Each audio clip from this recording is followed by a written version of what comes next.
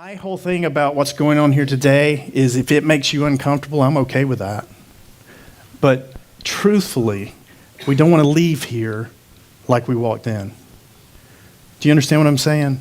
Hopefully something will touch our spirit and move us forward.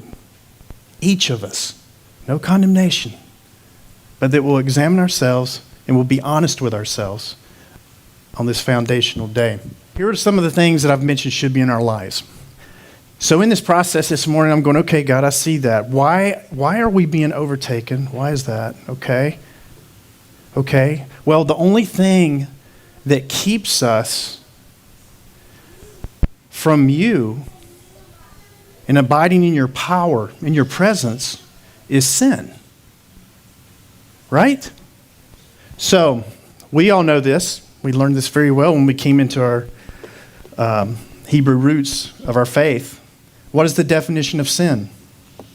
It's the transgression of God's law, correct? 1 John 3:4 says, everyone committing sin also commits lawlessness, and sin is lawlessness. So in this passage, John is telling us that the transgression of God's law is sin, correct? Not obeying his commandments, his precepts, that is sin.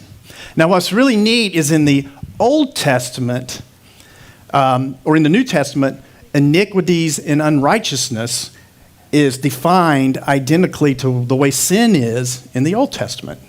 So what happens to us? If sin has entered into our lives, and we've got our way, we're looking at the straight and narrow path, and we're saying out of one side of our mouth that we're following you, God, yet on the other side of our mouth, we are becoming more worldly.